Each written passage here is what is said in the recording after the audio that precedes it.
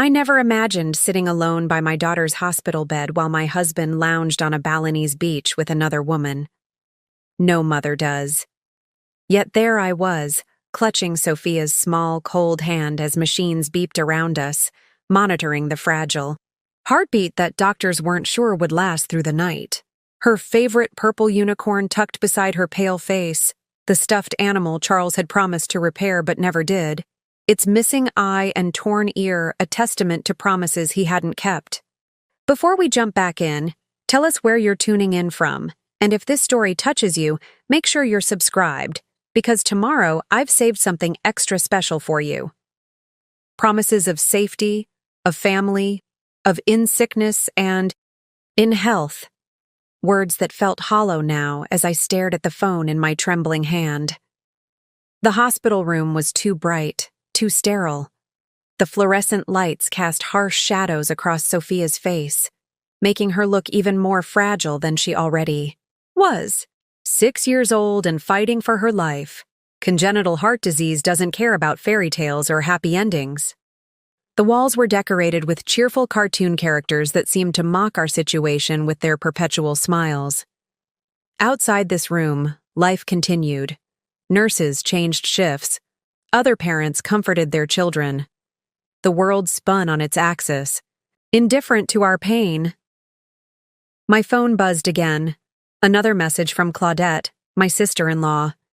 She'd always been closer to me than to her own brother. Have you seen this? The image loaded slowly, pixel by pixel, as if giving me one last chance to look away, to preserve whatever shred of dignity I had left. But I couldn't. My eyes remained fixed on the screen as the picture appeared in cruel clarity.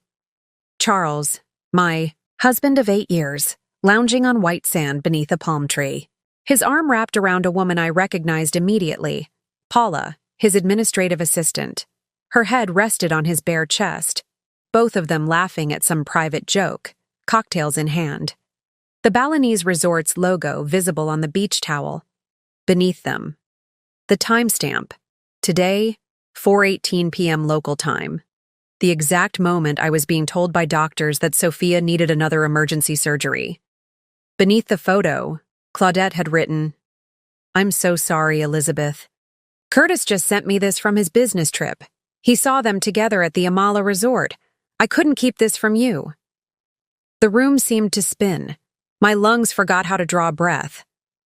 The steady beep of Sophia's heart monitor became distant, as if I were underwater. This wasn't just a business trip that Charles couldn't cut short. This wasn't the critical investor meeting he'd claimed made it impossible to return, even after I'd called him sobbing when Sophia collapsed at school 3 days ago. This was betrayal in its purest form. Calculated, deliberate, cruel. I set my phone down carefully, as if it might explode if handled too roughly. My fingers found their way back to Sophia's hand, so small within my own. Her tiny fingernails were tinged slightly blue, a sign her oxygen levels weren't where they should be. The pink polish we'd applied together last weekend was already chipping. Mommy-daughter manicures, we called them, a ritual Charles had always been too busy to witness. "Ms. Morgan?" I looked up to find Dr. Carla Reynolds in the doorway, clipboard in hand. Her eyes held that careful mix of compassion and clinical detachment that skilled pediatric cardiologists master. I'd grown to both dread and appreciate her directness over the past 3 years of Sophia's treatment. "The surgical team is ready to discuss the procedure," she said, her voice gentle but firm. "We need to make some decisions quickly." "My husband," I began, then stopped. What could I say? That he was sipping cocktails in Bali while our daughter's life hung in the balance? That he'd chosen another woman over his own child? The words died in my throat, replaced by a hard knot of something I couldn't yet name. Not just grief, not just anger, something colder, more resolute. "I understand he's unavailable," Dr. Reynolds said carefully, her eyes flickering to my phone on the bedside table. Had she seen the photo? Or was my face simply that transparent? "But we can't wait any longer for his input. Sophia's mitral valve is deteriorating faster than we anticipated. The regurgitation is getting worse. I straightened my spine, pushing back the tears that threatened to spill. Sophia needed me present, focused. Charles had made his choice, and now I would make mine. "Tell me what we need to do," I said, surprised by the steadiness in my voice. As Dr. Reynolds explained the risks of the procedure, words like cardiopulmonary bypass, sternotomy, and valve replacement washing over me, my mind split in two. One part absorbed every medical detail, asking clarifying questions, weighing options with the fierce attention of a mother fighting for her child. The other part replayed that image of Charles and Paula, cataloging every detail of their betrayal. The way his fingers splayed possessively across her bare shoulder, the carefree tilt of his head, thrown back in laughter, the matching gold bracelets they wore. Was that new? A symbol of something? The fact that he was clearly using our family emergency fund for this getaway. The special account we'd established specifically for Sophia's medical needs. My free hand instinctively moved to the hospital bill that had arrived this morning. Insurance would cover most of it, but not all. Never all. I'd been trying to reach Charles all day to discuss how we'd manage the remainder. Now I understood why he hadn't answered. "Elizabeth?" Dr. Reynolds' voice pulled me back to the present. "Are you with me? I know this is overwhelming." "I'm here," I said, squeezing Sophia's hand gently. "And I'm the only parent Sophia needs right now. Schedule the surgery." As Dr. Reynolds nodded and left to make the arrangements, I felt something shift inside me. The woman who had called Charles 17 times in the past 3 days, begging him to come home, no longer existed. In her place stood someone harder, someone who understood that the man in that photo wasn't coming to our rescue. He wasn't stuck in meetings or dealing with travel complications. He had simply chosen himself, his desires, his comfort, his new life, over the daughter who still asked for him every time she woke up. Sophia stirred slightly, her eyelids fluttering but not opening. Her lips moved in the ghost of a word that might have been "Daddy." I leaned closer, brushing a strand of dark hair from her forehead. "It's okay, sweetheart," I whispered. "Mommy's here. Mommy's not going anywhere." And in that moment, as the evening sun cast long shadows through the hospital window, I made 2 promises to myself. First, that Sophia would survive this. I would move heaven and earth to make it so. And second, that Charles would regret the day he decided a Balinese beach was more important than his daughter's bedside. What I didn't realize then was just how deep his betrayal went, or how far I would go to protect what remained of our family. The photo was just the beginning, the first domino in a chain of revelations that would uncover a deception more calculated than I could have imagined. But as I sat there, holding my daughter's hand while machines breathed for her, one thing became crystal clear. Charles thought he had all the power. He was about to learn how wrong he was. Sleep had eluded me for most of the night. I'd spent hours watching Sophia's chest rise and fall, cataloging each labored breath as if my vigilance alone could keep her heart beating. The nurses had urged me to rest on the narrow cot they'd set up, but every time I closed my eyes, I saw that image of Charles and Paula on the beach. By morning, the photo had burned itself into my consciousness, a snapshot of betrayal so complete it left physical pain in its wake. Dawn brought a flurry of pre-surgical activity. Nurses checked Sophia's vitals while explaining the upcoming procedure in child-friendly terms. They brought her a special stuffed bear with a zipper down its chest, showing how the doctors would help her heart. Sophia, still groggy from medication, nodded with a trust that broke my heart. She'd been through so much in her short life, enduring pain no child should know, yet somehow maintained a resilience I couldn't fathom. "Mommy, is Daddy coming today?" she asked, her voice thin and raspy from the breathing tube they'd removed yesterday. "He's trying, sweetheart," I lied, hating myself for it. but he's very far away. He loves you very much. The preparing and narrating this story took us a lot of time, so if you are enjoying it, subscribe to our channel. It means a lot to us. Now back to the story. Words tasted like ash in my mouth. How many more excuses would I make for him? How many more times would I shield her from the truth? That her father had chosen a tropical getaway with his mistress over her hospital bed? As they prepared to take Sophia to surgery, my phone buzzed with a text. I expected another message from Claudette, perhaps an update on whether Curtis had seen Charles again. Instead, it was from a number I didn't recognize. You don't know me, but I work at a Mala resort. Your husband checked in with a woman 3 days ago. They're not hiding their relationship. There's more you should know. Financial matters. Call this number if you want details. Ebony. My hands trembled so violently I nearly dropped the phone. Financial matters? What did that mean?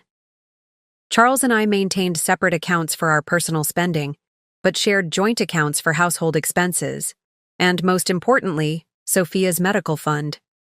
That account had nearly $180,000, money we'd saved, fundraised, and received from family specifically for Sophia's ongoing treatment and any emergencies. Before I could process this new message, the surgical team arrived to take Sophia. Surgery will take approximately 4 hours, Dr. Reynolds explained. The waiting area is on the 3rd floor. We'll send updates throughout the procedure. I kissed Sophia's forehead, whispering promises of ice cream and movie marathons once she was better. As they wheeled her away, she clutched her purple unicorn with one hand and gave me a small, brave wave with the other. The sight nearly shattered me. Once alone in the empty room, I stared at the mysterious text. My thumb hovered over the call button as questions raced through my mind. Who was Ebony? Could I trust her? What if this was some kind of scam targeting vulnerable people? But another, darker thought pushed through. What if Charles had done something to our finances? What if Sophia's medical fund was in jeopardy? I made the call. Elizabeth? A woman's voice answered immediately. I've been waiting for your call. I'm sorry to contact you this way. Who are you? I asked, my voice barely above a whisper. How? Do you know about my husband? I'm the financial controller at Amala Resort, Ebony explained. Your husband and his companion have been staying in our premium ocean villa, $200 per night. They've charged everything to their room. Private dining, spa treatments, diving excursions. The bill is over $12,000 already. My stomach lurched. And you're telling me this why? Because he's using a card linked to an account named Sophia's Heart Fund. Our system flags unusual spending patterns, and this triggered an alert. It's not my place to interfere in personal matters, but when I saw the account name and then overheard him mention his daughter's illness to another guest, it didn't sit right. The room seemed to tilt beneath me. I grabbed the edge of the hospital bed to steady myself. Are you certain? I managed. I'm looking at the transaction records right now, Ebony confirmed. There's more. He's booked their stay for another 2 weeks, and yesterday he made a down payment on a beach property, $50,000. Same account, $50,000, from Sophia's medical fund. While she lay in a hospital bed fighting for her life, while I worried about covering the portion of her surgery insurance wouldn't pay for. I need to see these records, I said, my voice no longer shaking but hard as steel. I've already compiled them. It's not exactly protocol, but... Ebony paused. I have a daughter too. I can email everything to you. As I gave her my email address, a notification from my banking app appeared on my screen. With growing dread, I opened it while still on the call. Elizabeth, are you still there? Ebony asked. He's transferring more money right now, I whispered, watching in real time as Charles moved another $75,000 from Sophia's medical fund to a different account I didn't recognize. I can see it happening. You need to freeze that account immediately, Ebony advised. Call your bank right now. I ended the call and immediately dialed my bank, fingers trembling as I navigated the automated system. By the time I reached a representative and explained the situation, Charles had already completed the transfer. The medical fund now contained just under $30,000, barely enough to cover Sophia's current hospital stay and post-surgical care, let alone any future treatments. "We can attempt to reverse the most recent transfer," the banking representative explained, "but I have to inform you that since Mr. Morgan is a joint account holder, he has legal access to these funds. For future protection, we can remove his access, but we'll need documentation." Documentation. Legal protection. These words swirled in my mind as I ended the call and sank into the chair beside Sophia's empty bed. The magnitude of Charles's betrayal was still unfolding, revealing depths of selfishness I couldn't comprehend. This wasn't just an affair. This wasn't just abandonment during a family crisis. This was calculated theft from our critically ill daughter. My phone buzzed again. Ebony's promised email had arrived, containing PDFs of resort charges, payment receipts, and a note. "There's a photo attached of the property they viewed yesterday. Realtor said they're planning to close the deal before returning to the States." I opened the image with shaking hands. There stood Charles and Paula, arms around each other, standing in front of a stunning beachfront villa. A sold sign had been digitally added to the photo by the realtor. The caption read, "Congratulations on your new Bali home, Mr. and Mrs. Morgan." Mrs. Morgan. The room spun around me. Paula was using my name. They were buying property together, with Sophia's money. They were planning a life together while my daughter fought for hers. In that moment, something inside me fundamentally changed. The hurt, the betrayal, the disbelief, all of it crystallized into something harder, colder, more focused. This wasn't just about a cheating husband anymore. This was about my daughter's future, her care, her very survival. With newfound clarity, I composed a text to Claudette. "I need to speak with your father immediately. It's about Charles, Sophia's medical fund, and his new life in Bali." Claudette's father, Michael, had spent 30 years in law enforcement before retiring. More importantly, he had maintained connections with international police forces, including contacts in Indonesia from his time working with Interpol. If anyone could help me navigate the legal implications of what Charles had done, both the financial fraud and his abandonment of Sophia, it was Michael. As I sent the message, my phone lit up with an update from the surgical team. "Sophia stable. Procedure progressing as expected." I clutched the phone to my chest, tears finally breaking free. My daughter was fighting, and so would I. Charles thought he had escaped to paradise with his mistress and our daughter's money. He was about to learn that paradise had its own version of hell. The surgical waiting room existed in a strange liminal space. Time moved differently here. Minutes stretched into hours as I sat rigidly in an uncomfortable chair, surrounded by other parents whose faces reflected my own fear and exhaustion. A muted TV played in the corner. Coffee grew cold in styrofoam cups. Magazines from months. Ago lay untouched on side tables. I couldn't focus on any of it. My mind oscillated between two terrors: Sophia's heart surgery and Charles's devastating betrayal. Every time my phone buzzed with a surgical update, my heart would seize with fear. Every time I glanced at the banking app to confirm what I already knew, that Charles had indeed stolen from our daughter, white-hot rage surged through me. "Elizabeth?" I looked up to see Claudette hurrying toward me, her usually impeccable appearance slightly disheveled, as if she'd left in a rush. She wrapped her arms around me, and for a moment, I allowed myself to lean into her embrace. "I came as soon as I got your message," she said, pulling back to study my face. "Dad's already making calls to his contact in Denpasar. How's Sophia?" "Still. In surgery. It's been 2 hours." My voice sounded hollow, even to my own ears. "They say she's stable." Claudette sat beside me, taking my hand in hers. "And you?" How are you holding up? How was I holding up? The question seemed absurd. My daughter was fighting for her life while my husband drained her medical fund to build a new life with his mistress. I was surviving on hospital coffee and adrenaline, had slept perhaps 3 hours in the last 2 days, and had just discovered that the man I'd built a life with was capable of cruelty I couldn't have imagined. I'm functioning, I finally answered. Claudette nodded, understanding what I couldn't articulate. She'd always been perceptive that way, so unlike her brother, who excelled at presenting the charming facade people wanted to see while hiding. His true nature. Dad wants to know if you've spoken to Charles directly since discovering everything, she said carefully. I shook my head.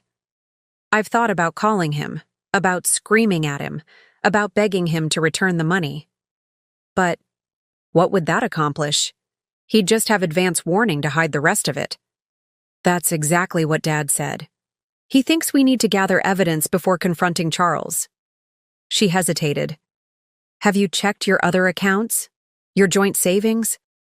The thought hadn't even occurred to me. I'd been so focused on Sophia's medical fund that I hadn't considered. Charles might have accessed our other accounts. With shaking hands, I opened the banking app again and navigated to our joint savings account. Empty. All $43,000 we'd saved for emergencies, gone.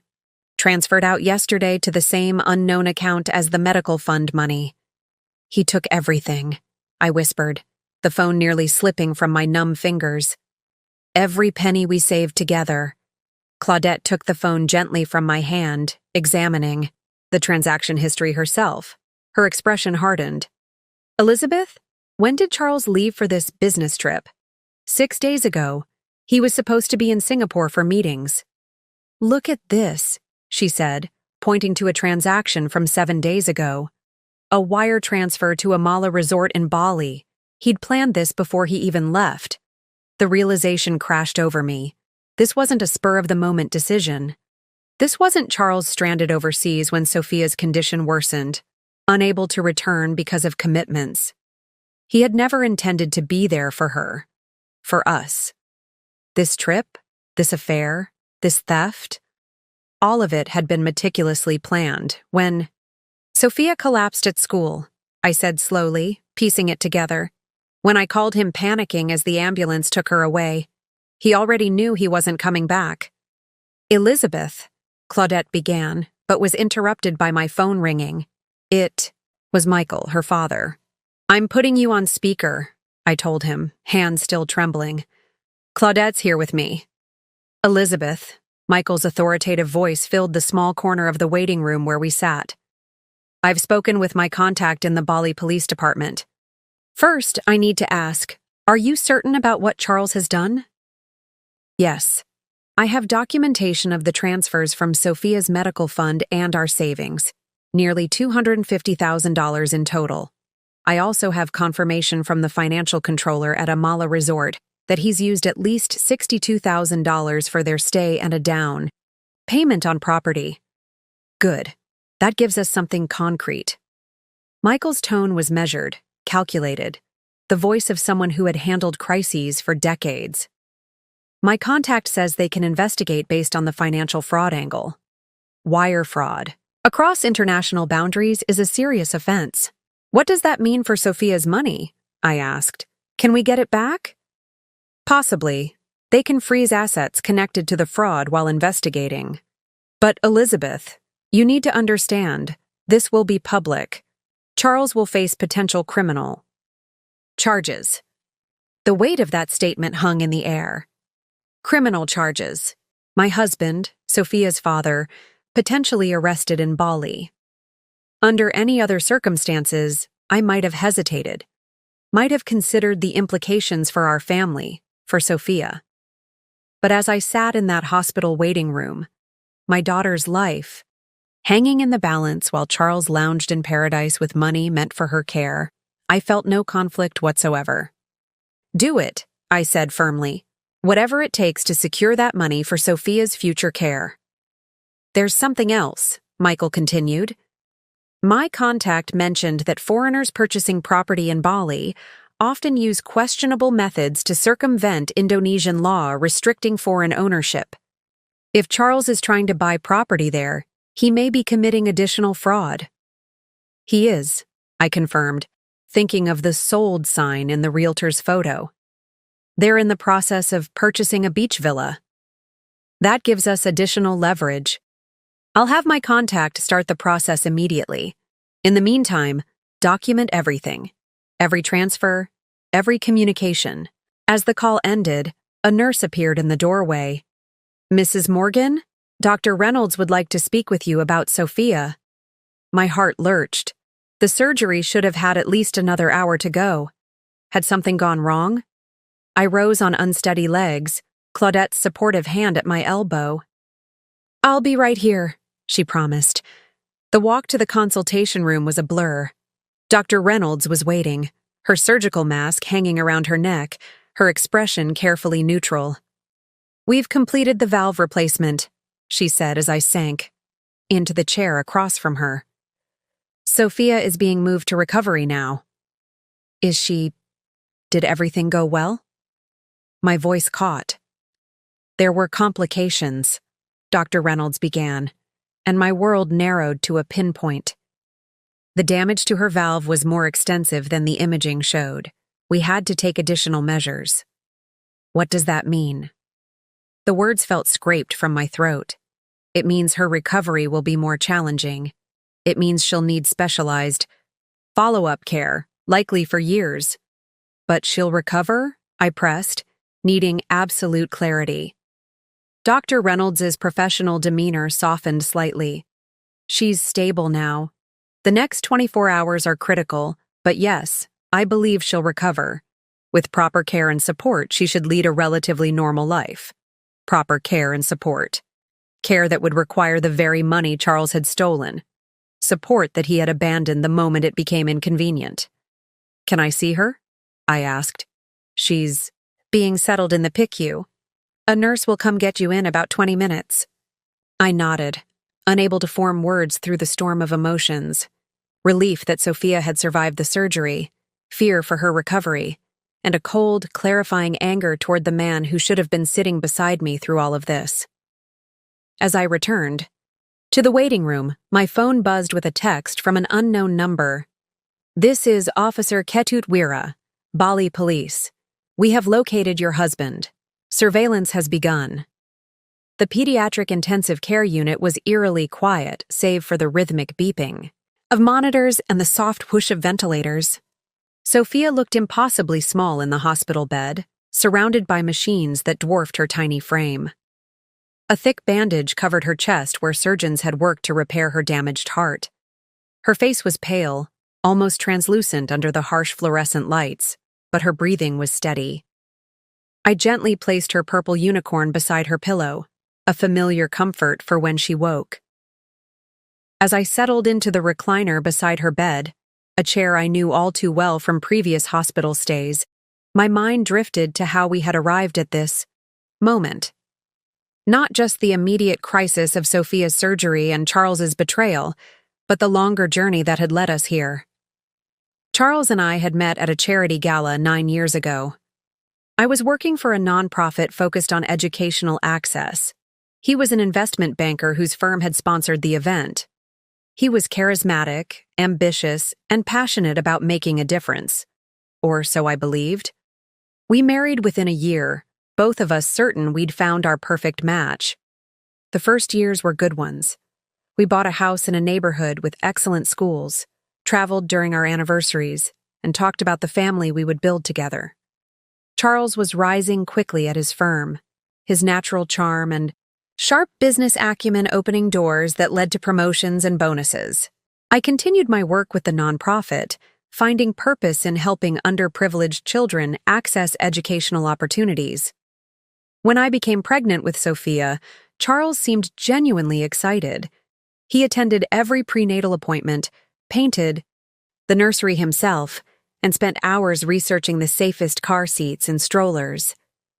I remember watching him assemble her crib, his brow furrowed in concentration, and feeling a wave of love so powerful it brought tears to my eyes. This was the family we had dreamed of creating. Sophia was born perfect, or so we thought. Her first months were textbook.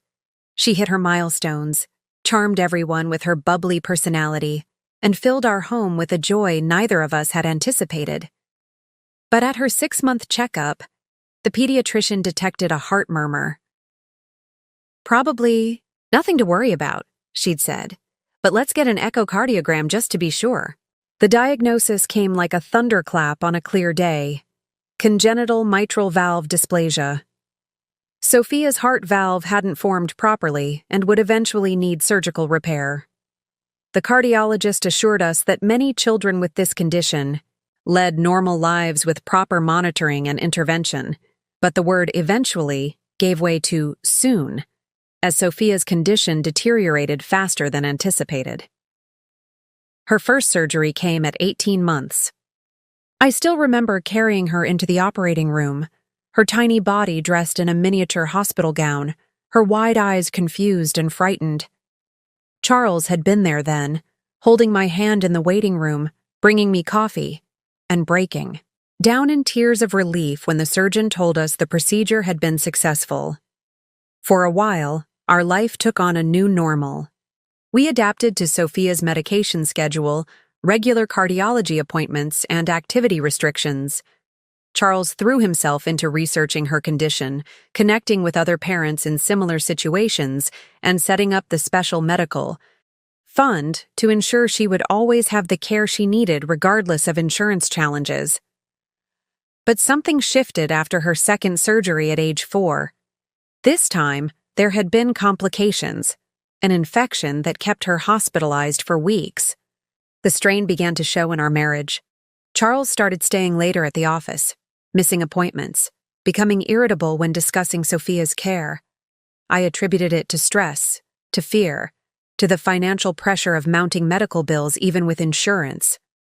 "I can't keep watching her suffer," he had said one night, after a particularly difficult day when Sophia had been too weak to get out of bed. "It's destroying me." I had held him then, mistaking his words for the natural anguish of a father watching his child in pain. I didn't recognize it for what it was: the beginning of his retreat, his abandonment. A memory surfaced of a conversation just 3 months ago. We were at the kitchen table reviewing Sophia's medical expenses while she napped upstairs.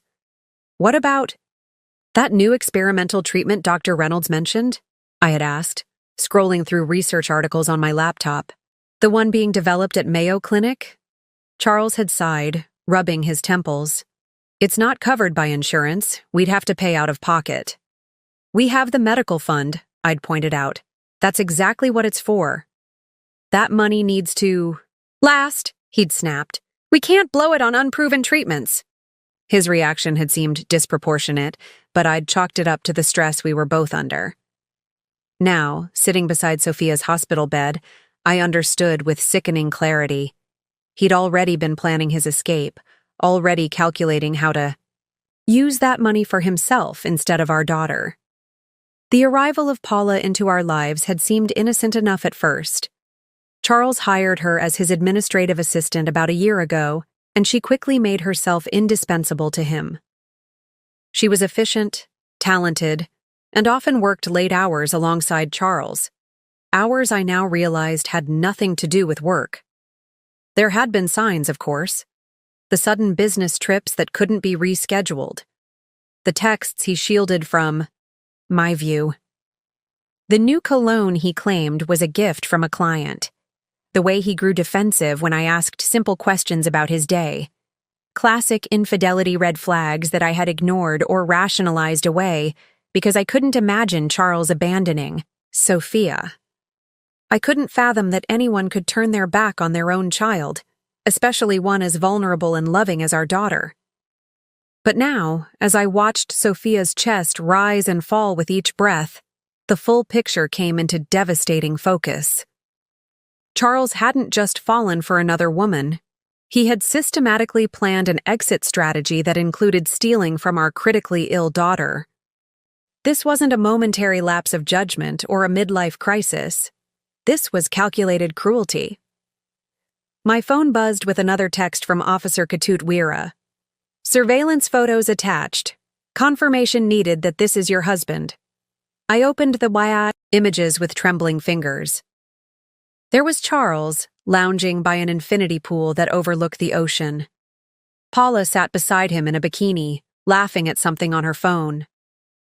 They looked carefree, unburdened, as if there wasn't a 6-year-old girl fighting for her life half a world away. Before I could respond, another message appeared. We have also identified unusual property transaction. Foreign nationals cannot own property directly in Indonesia.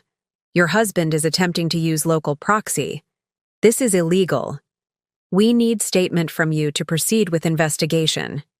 I typed back immediately. Yes, that is my husband Charles Morgan and his assistant. Paula, I will provide whatever statement you need. As I set my phone down, Sophia stirred slightly. Her eyelids fluttered but didn't open. Her small hand twitched beside the purple unicorn. I leaned forward, stroking her hair gently. I'm here, sweetheart, I whispered. Mommy's right here. A nurse entered quietly to check Sophia's vitals. She's doing well, she assured me. Her numbers are looking good. Would you like me to bring you something to eat? You've been here for hours. I shook my head. I'm not hungry. You need to keep your strength up, she said kindly. For her. She was right, of course. I couldn't help Sophia if I collapsed from exhaustion and hunger. I couldn't fight for her if I didn't take care of myself. Maybe some soup, I conceded. And coffee. Definitely coffee. As the nurse left, my phone rang. It was Michael. Elizabeth, he said without preamble. The Bali police are building a case. But there's something else you should know. Charles has been making regular calls to your family lawyer for the past month. My contact at the firm says he's been inquiring about divorce proceedings. Divorce. The word should have devastated me. Instead, it felt like the final piece of a puzzle clicking into place. That's not all, Michael continued, his voice grave.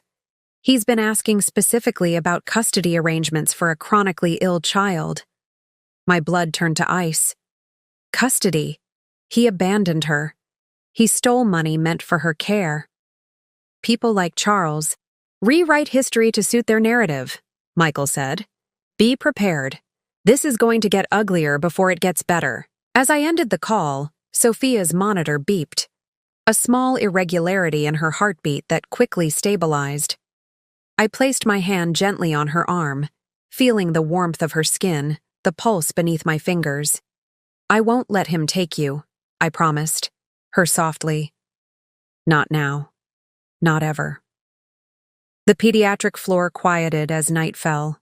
Nurses moved silently between rooms, checking vitals and administering medications with practiced efficiency. Sophia remained asleep, her small body working to recover from the trauma of surgery. Dr. Reynolds had stopped by earlier to report that all signs pointed toward a stable recovery, though she cautioned that the next 48 hours would remain critical. Alone, with my thoughts in the dim light of Sophia's hospital room, I found myself excavating memories, searching for signs I'd missed, warnings I'd ignored. Like an archaeologist brushing away layers of self-deception, I uncovered a pattern that had been there all along. 8 months ago, Charles had insisted on taking over management of our finances. You have enough on your plate with Sophia, he'd said, his tone reasonable, concerned. Let me handle the money stuff. It's what I do for a living, after all. I'd agreed, grateful for one less responsibility while managing Sophia's medical appointments, medications, and school accommodations. Charles had set up automatic payments for our bills and given me a credit card for daily expenses. I rarely checked our accounts after that, trusting him implicitly with our financial well-being. 6 months ago, he'd suggested moving Sophia's medical fund to a different bank. Their investment options are better, he'd explained. We could potentially grow the fund faster with their management. Again, I hadn't questioned him. Why would I? He was Sophia's father, as invested in her future as I was. Or so I believed. 5 months ago, he'd begun taking more business trips, each one seemingly longer than the last. The Singapore expansion is crucial for the firm, he'd explained as he packed for what would be the first of many absences. If I can make this work, we'll have more financial security for Sophia's treatments. He'd return from these trips distant, distracted, often working late into the night in his home office. I'd attributed it to work stress, to the pressure he felt as our family's provider. I'd tried to make things easier for him at home, shielding him from the daily challenges of Sophia's care, believing I was supporting him. 4 months ago, Paula had called our home for the first time. Charles left some important documents at the office, she'd explained, her voice professionally pleasant. He asked me to call and let you know he'll be working late to finish them. After that, the late nights became more frequent. The documents were always urgent, the meetings always crucial. Sometimes Charles wouldn't come home until I was already asleep, slipping into bed smelling of unfamiliar cologne and mouthwash. 3 months ago, Charles had missed Sophia's cardiology appointment, the first important medical visit he'd ever missed. "I'm sorry, honey," he'd said over the phone. "This client meeting came up suddenly. I'll make it up to you both." But he never did. Instead, he missed the next appointment too, and the one after that. 2 months ago, he'd suggested I take some time for myself. "You look exhausted," he'd said one evening, his tone solicitous. "Why don't you go visit your sister for a weekend? I can handle Sophia." I'd been touched by his concern, interpreting it as care rather than what it really was. An attempt to establish that he could manage Sophia alone, building a case for shared custody I didn't yet know he was planning. 1 month ago, I'd found a brochure for Bali in his briefcase while looking for a pen. "Just dreaming," he'd said with a laugh when I asked about it. "Maybe we can take a family trip when Sophia's stronger." The lies were so smooth, so reasonable, each one building on the last to create an architecture of deception I'd lived within without seeing the blueprint. A soft knock at the door interrupted my thoughts. A different nurse, older than the previous one, entered with a tray. "Chicken soup and coffee," she said quietly.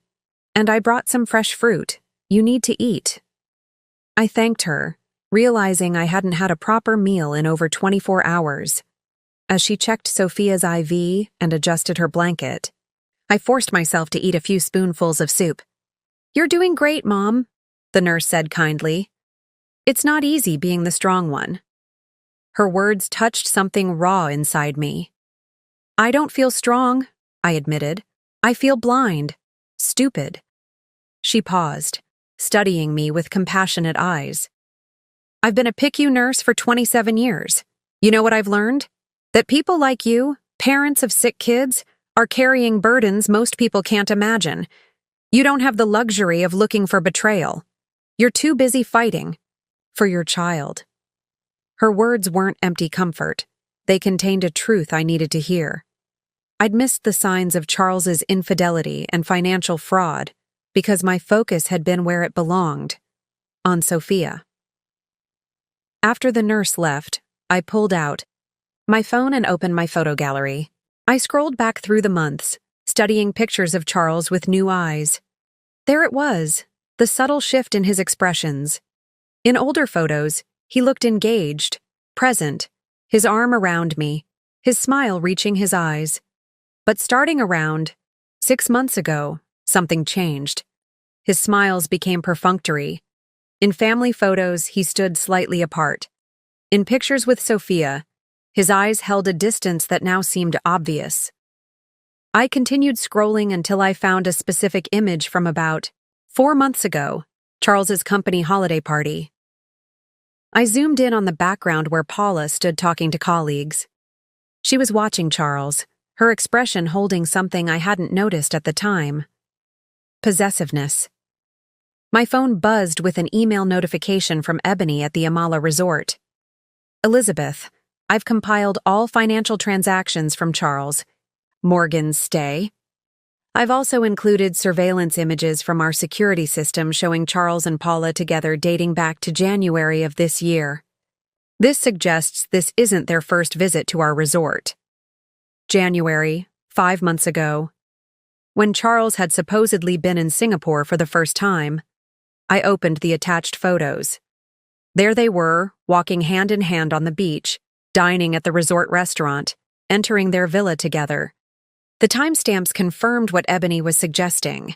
Their affair had been going on much longer than I'd realized, and Bali had been their meeting place multiple times. Another email arrived, this one from my bank confirming that they had frozen our joint accounts pending investigation of potential fraud. A small victory, but one that came too late to recover the money Charles had already transferred. My phone rang, a video call from an Indonesian number. "Mrs. Morgan, this is Officer Ketut Wira," said the man on screen. He appeared to be in his 40s with a serious expression and a police uniform. "I'm calling to update you on our investigation." "Have you arrested Charles?" I asked immediately. "Not yet," he replied. "We are building our case first.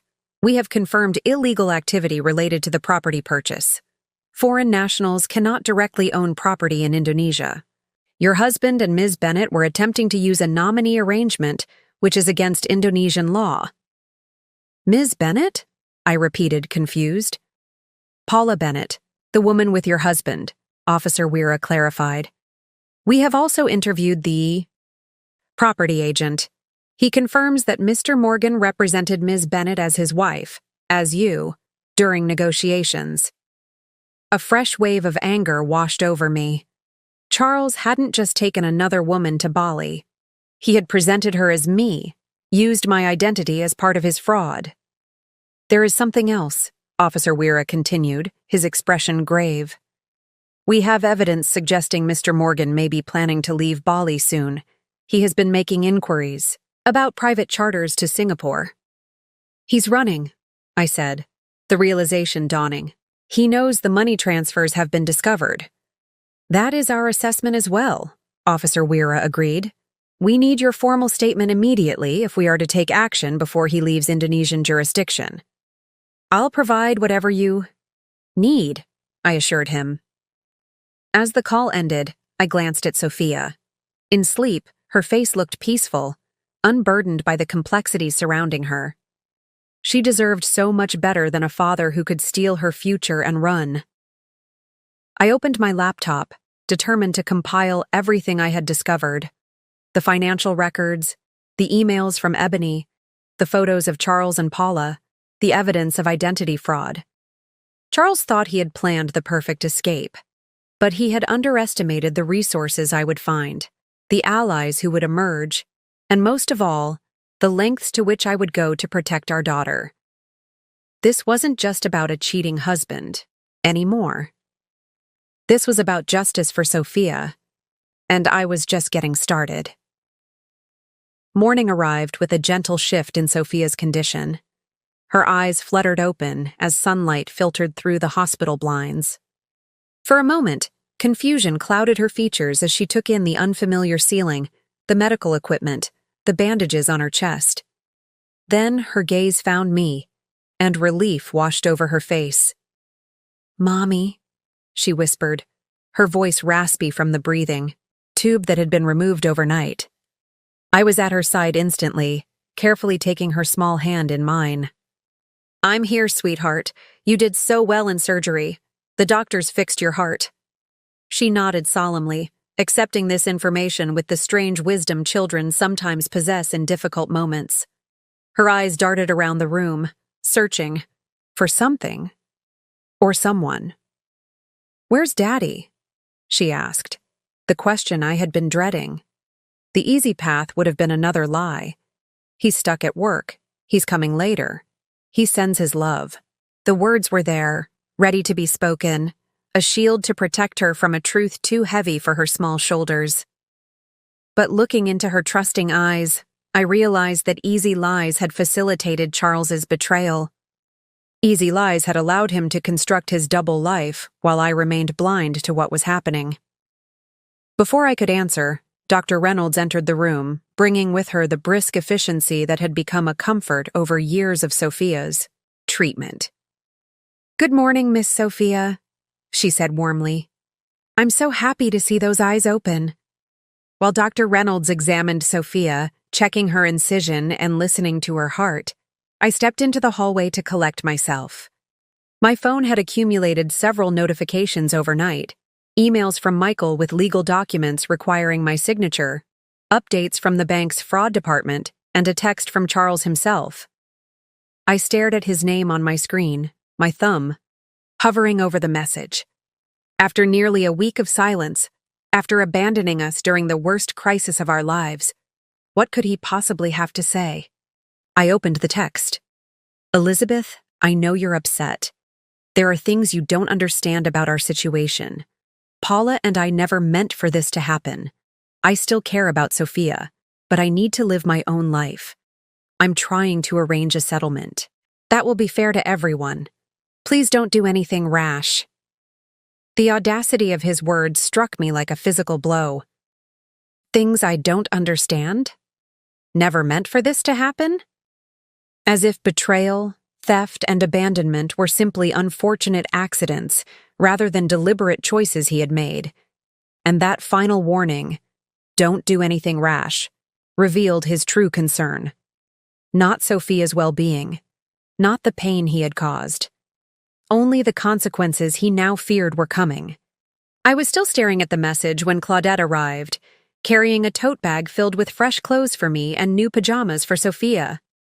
"You look like you've seen a ghost," she said, noting my expression. Wordlessly, I showed her Charles's text. Her face hardened as she read. "The nerve," she whispered, handing my phone back. "After everything he's done." "He still doesn't know we've discovered the financial fraud," I said, "or that the Bali police are building a case. He thinks this is just about the affair." "Are you going to respond?" I shook my head. "Not yet." "Officer?" Weira advised against tipping him off. Dr. Reynolds emerged from Sophia's room, her clipboard tucked under her arm. "She's doing remarkably well," she reported. "Her vitals are strong, and the new valve is functioning properly. If this progress continues, we can move her to a regular room tomorrow." Relief flooded through me. "And long-term? You mentioned she'll need specialized care." Dr. Reynolds's expression turned more serious. "The replacement valve will need to be monitored regularly. As she grows, we'll need to assess whether additional surgeries will be necessary. There's also a specialized therapy program I'd recommend. It helps children with heart conditions rebuild strength safely." "Is that covered by insurance?" I asked, the financial reality of our situation weighing heavily on my mind. "Partially," Dr. Reynolds admitted, "but there would be significant out-of-pocket expenses. Expenses that should have been covered by Sophia's medical fund, the very money Charles had stolen to finance his new life." "I understand," I said, my resolve strengthening. "I'll figure it out." Dr. Reynolds studied me thoughtfully. "Elizabeth, I know this isn't just a medical crisis for your family. If you need resources, social workers, legal advisors, support groups, the hospital can help connect you." I thanked her, grateful for the offer, but aware that my situation had moved beyond the typical family crisis the hospital's resources were designed to address. As Dr. Reynolds walked away, my phone rang. It was Michael. "Elizabeth, we've got movement," he said without preamble. "The Bali police have issued a freeze on the property transaction. The real estate agent informed Charles this morning. My contact says he's not taking it well." "What does that mean?" "It means he knows something's wrong, but not exactly what. He's been making calls, including several to your joint bank. The bank, following our fraud alert, refused to release any information to him." I processed this information, picturing Charles's mounting panic as his carefully constructed plans began to unravel. "There's more," Michael continued. "Officer Weira has requested authorization for formal questioning. With your statement and the financial evidence, they have enough to bring him in." The moment felt pivotal, a point of no return. Once the Bali authorities officially questioned Charles, there would be no pretending this was a simple marital dispute. There would be legal consequences, possibly criminal charges. News that would eventually reach our friends, colleagues, and, most concerningly, Sophia. "Do it," I said, the words emerging with a certainty that surprised me. He needs to answer for what he's done. After ending the call, I returned to Sophia's room. Claudette had unpacked the new pajamas, soft cotton printed with stars and moons, and was gently helping Sophia change, careful of the IV lines and monitoring equipment. "Look, Mommy," Sophia said, her voice stronger now. "Aunt Claudette brought me space pajamas." "They're beautiful," I said, managing a genuine smile despite the storm of emotions inside me. "How are you feeling, sweetheart?" "My chest hurts," she admitted. "But Nurse Jenny said it's because the doctors fixed my heart, so it's a good hurt." Her simple acceptance of pain as part of healing struck me profoundly. While I had been protecting her from difficult truths, she had been demonstrating a strength I hadn't fully appreciated. A resilience born from facing physical challenges beyond what most adults ever experience. "Sophia," I said, sitting carefully, on the edge of her bed. "I need to tell you something about Daddy." Claudette shot me a concerned look, but I had made my decision. No more lies, not even comfortable ones. "Daddy isn't coming to the hospital," I said gently. "He's very far away right now, and he's going to be far away for a long time." Sophia's brow furrowed. "Because of his important work trip?" "No, sweetheart. Daddy made some choices that mean he can't be with us right now. It's not because of you. It's not because of your heart. It's because of choices that grown-ups sometimes make." Tears welled in her eyes. "Doesn't he want to see me?" The question broke my heart, but I refused to offer false comfort. "I think part of him does. But Daddy is very confused right now about what's important." Sophia was quiet for a long moment, processing this in her own way. "Is that why he didn't come when I had to ride in the ambulance?" The fact that she had noticed, had been aware of his absence even then, made my throat tighten with emotion. "Yes, that's why." "Are you going to go away too?" she asked, her voice small and frightened. "Never," I promised fiercely, carefully gathering her into a gentle embrace, mindful of her incision and tubes. "I will always be right here with you, no matter what." As I held her, my phone buzzed with another notification. Officer Weira had sent a message. "Charles Morgan has been brought in for questioning. We have secured his passport. He will not be leaving Bali until this matter is resolved." In that moment, cradling my daughter while justice began its slow, inexorable process half a world away, I experienced a clarity I had never known before. The path forward would be difficult, financially, legally, emotionally, but for the first time, I could see it clearly, unmarred by deception or false hope. Charles had believed he held all the power. He had counted on my distraction, my trust, my fear of disrupting Sophia's life. But as I felt my daughter's heart beating against mine, strong despite everything it had endured, I recognized a truth he had fatally miscalculated. There was nothing I wouldn't do to protect her. Nothing. By the next afternoon, Sophia had been moved from the PICU to a regular pediatric room, a small victory in our ongoing battle. The new room felt less intimidating with its colorful walls and large window overlooking the hospital garden. Sophia was sitting up in bed, carefully coloring in a picture book Claudette had brought, her movements slow but determined. Her resilience continued to amaze me. I sat in the chair beside her bed, laptop open, methodically documenting everything for the legal proceedings that now seemed inevitable.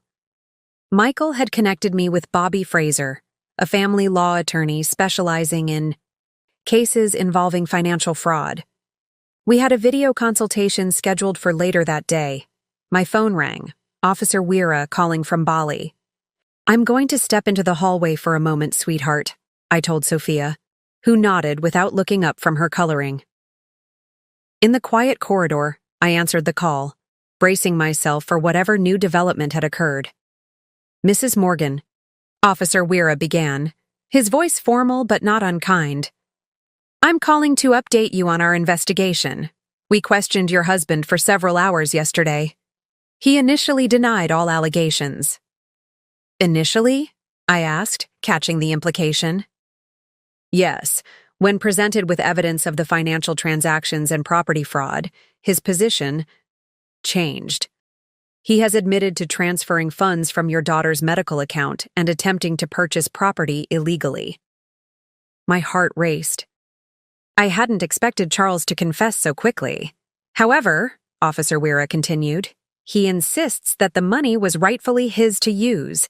He claims you had abandoned your marital responsibilities and that he needed to secure his future, as you were emotionally unstable due to your daughter's illness.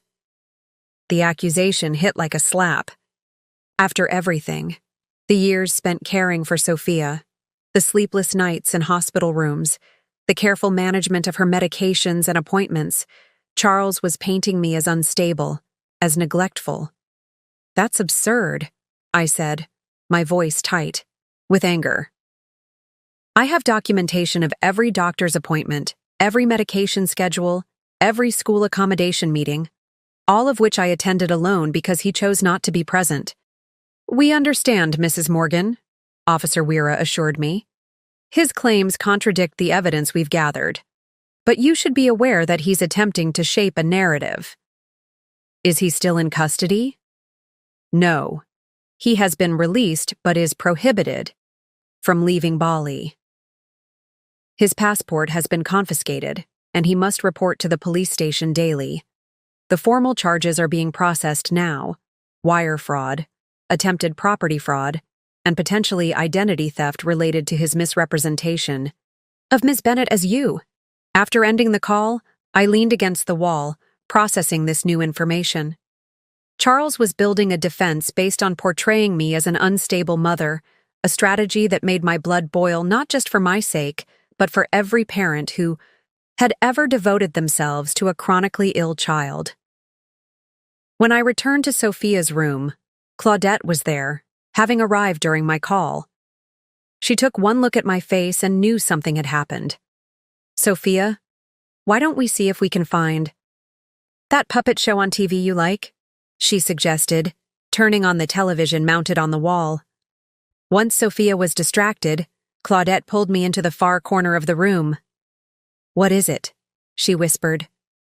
I summarized Officer Weira's call, watching as Claudette's expression shifted from concern to outrage. He's calling you unstable? You? After everything you've done for Sophia while he was off playing house with his assistant? Her voice rose slightly before she caught herself, glancing at Sophia to ensure she hadn't heard. He's desperate, I said quietly. He's facing serious charges in Indonesia and knows he'll face more when he returns to the States. He's trying to create a defense. It won't work, Claudette insisted. Not when everyone who knows you can testify to your devotion to Sophia. Her confidence bolstered me, but a nagging worry remained. Charles had always been persuasive, skilled at spinning narratives that served his interests. I couldn't underestimate his ability to manipulate others, especially in legal proceedings where perception could sometimes outweigh reality. My laptop chimed with an incoming email, a formal statement from the Indonesian authorities requesting additional documentation of Sophia's medical condition and the purpose of the fund Charles had misappropriated. I began gathering the records immediately, a task made easier by my habitual organization of Sophia's medical history. As I worked, a peculiar sensation settled over me.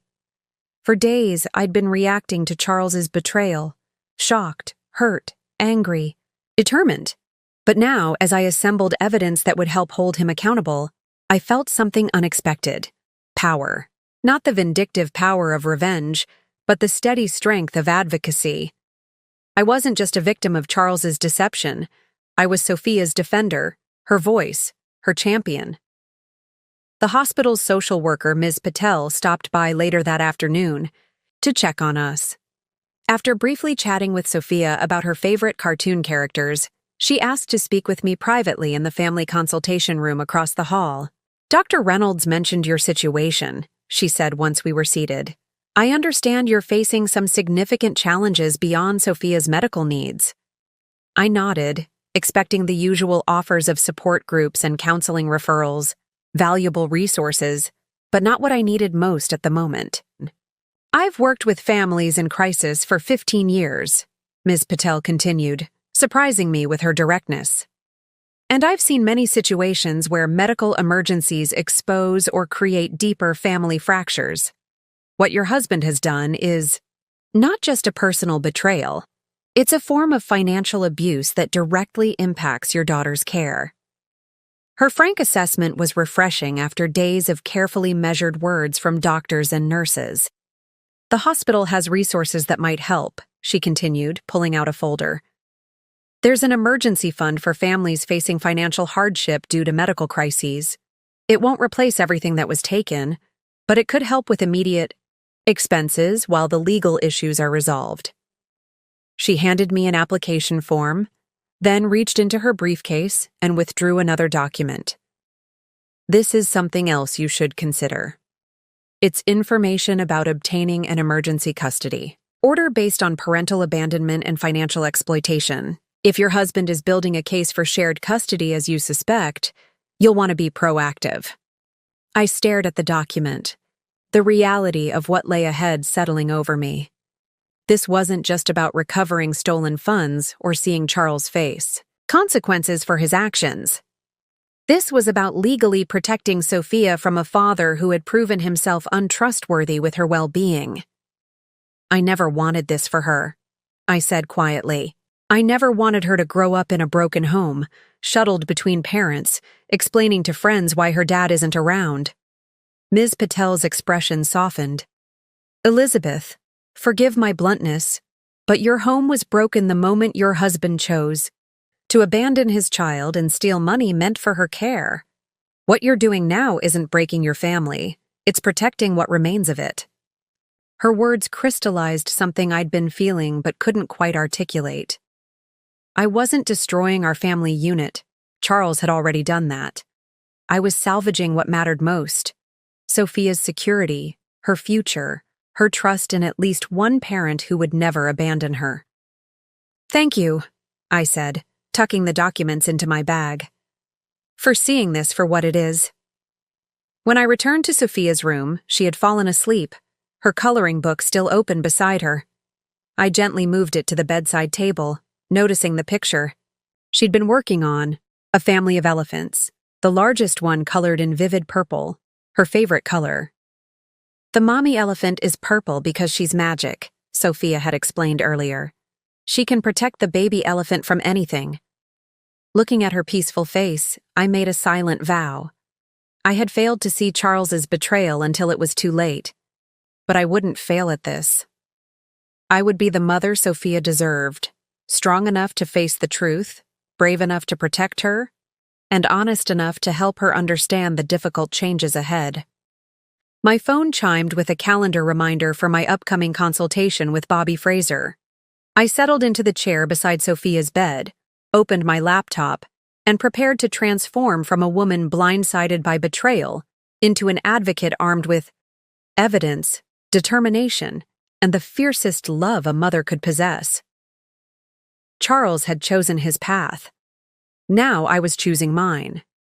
5 days after Sophia's surgery, the doctors deemed her stable enough to return home.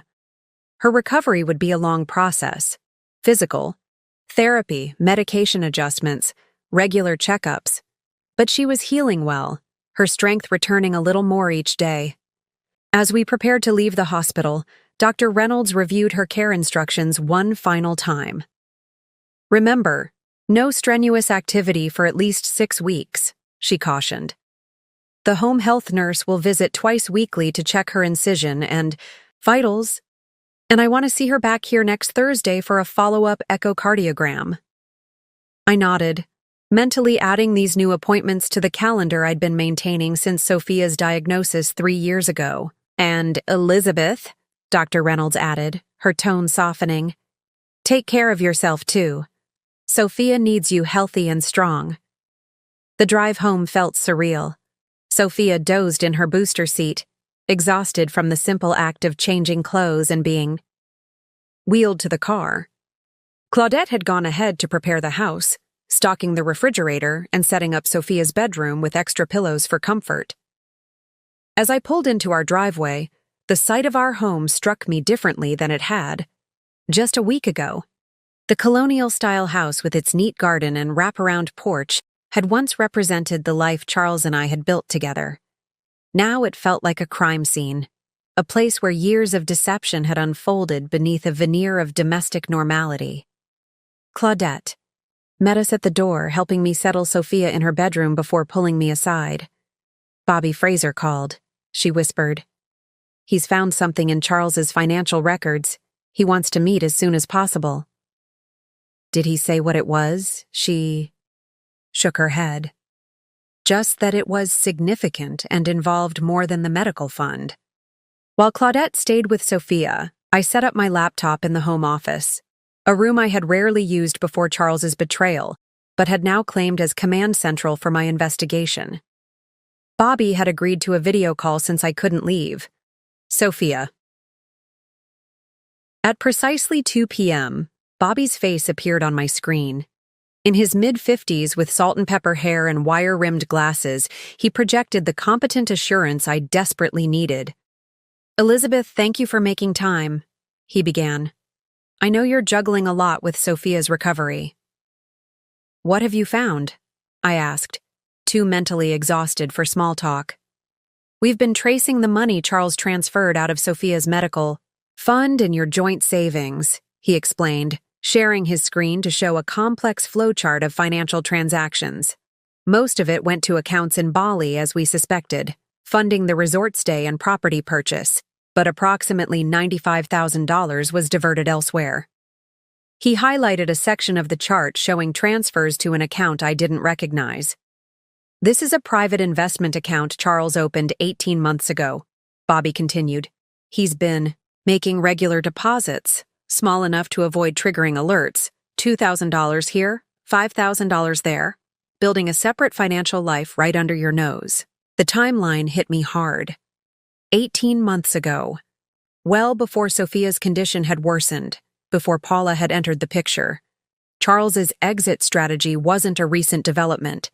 It had been in motion for over a year. There's more, Bobby said, his expression grave. We've discovered evidence that Charles has been systematically inflating your household expenses and pocketing the difference. Mortgage payments, insurance premiums, even Sophia's medical bills, he's been reporting higher amounts to you than he was actually paying. The revelation stunned me. While I had been focusing on Sophia's care, trusting Charles to handle our finances, he had been embezzling from our family budget bit by bit. For how long? I managed to ask. Based on the records we've obtained so far, at least 2 years, Bobby replied. And Elizabeth, there's something else you should know. Charles made a call to your family lawyer yesterday, from Bali. What did he want? He inquired about divorce proceedings, specifically whether he could file from abroad. He also asked about Indonesia's non-extradition status with the United States. The implication was clear. Charles was investigating whether he could divorce me from Bali while avoiding potential criminal charges in the U.S. Can he do that? I asked, a new fear taking hold. Not effectively, Bobby assured me. Indonesia and the U.S. may not have an extradition treaty, but that doesn't mean he can hide there forever. More importantly, any divorce filing would have to address the financial fraud, which would strengthen our position regarding both asset division and custody. After the call ended, I sat motionless, trying to process the extent of Charles's deception.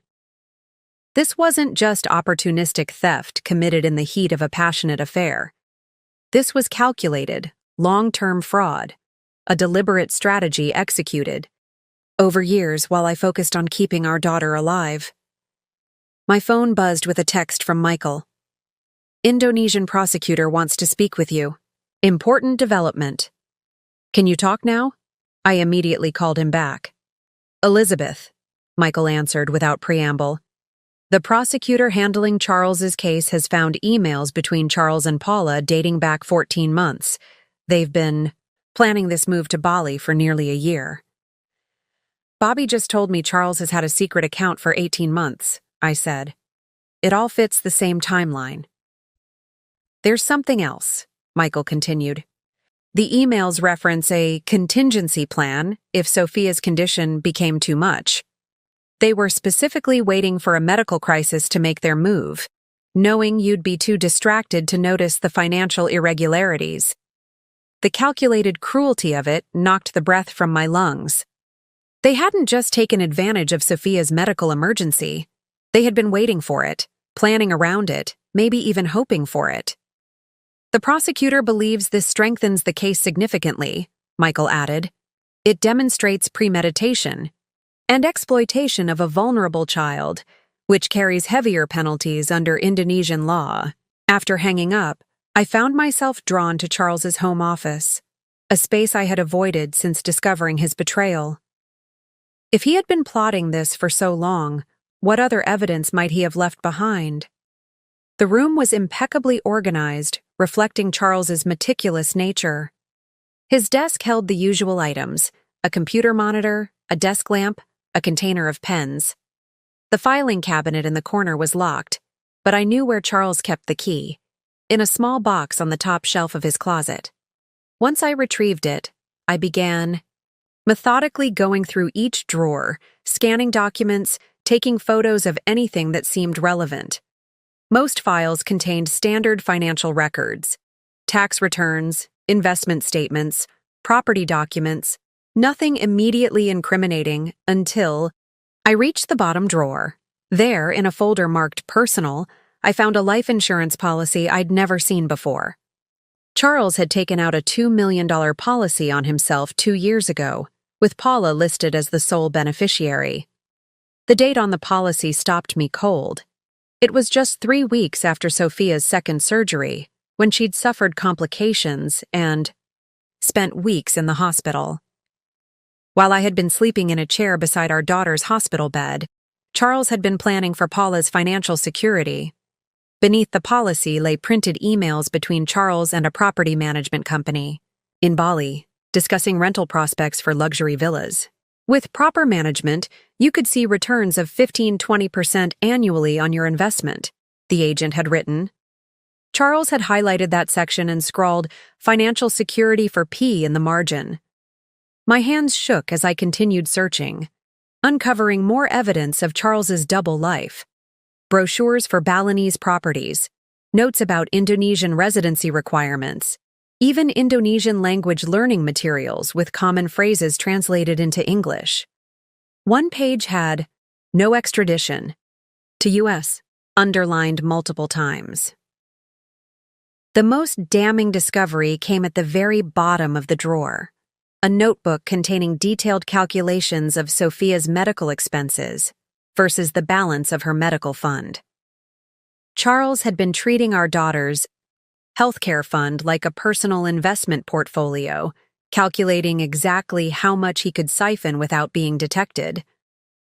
I photographed everything, my movements mechanical, my mind struggling to reconcile the man I had married with the person revealed in these documents. This wasn't just betrayal, it was a complete absence of basic human empathy. Toward me, toward our marriage, but most unforgivably, toward our critically ill child. As I replaced the documents and locked the cabinet, Claudette appeared in the doorway. "Sophia's asking for you," she said. She woke up a little disoriented.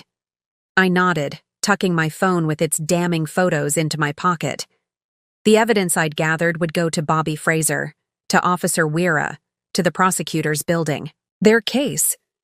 But right now, my daughter needed me. As I headed toward Sophia's room, I realized my hands had stopped shaking. The shock was giving way to a cold, focused clarity. Charles had spent years calculating his escape, meticulously planning how to extract maximum financial benefit before abandoning us. Now it was my turn to be methodical, to use every resource available to ensure his plans collapsed around him. 2 weeks after Sophia's discharge from the hospital, a new routine had established itself in our home. Mornings were filled with medication, schedules, and gentle physical therapy exercises. Afternoons often brought visits from the home health nurse or video calls with Dr. Reynolds. Evenings were for quiet activities, reading stories, watching movies, or coloring in the new art supplies Claudette had brought. Throughout it all, Sophia was regaining strength, her resilience a constant source of amazement. The legal proceedings against Charles were advancing on multiple fronts. In Indonesia, he faced charges related to financial fraud and illegal property transactions. The prosecutor had frozen his assets in Bali, including the down payment on the beach villa. Domestically, Bobby Fraser was building a comprehensive case addressing the financial theft, the divorce Charles had inquired about, and the custody arrangements that would best protect Sophia. I had just finished helping Sophia with her lunch when my phone rang, an unfamiliar number with an Indonesian country code, but not Officer Wira's. "Curious," I answered. "Mrs. Morgan? This is Ebony Williams from Amala Resort in Bali," the now familiar voice said. "I have information you should know." "Has something happened with Charles?"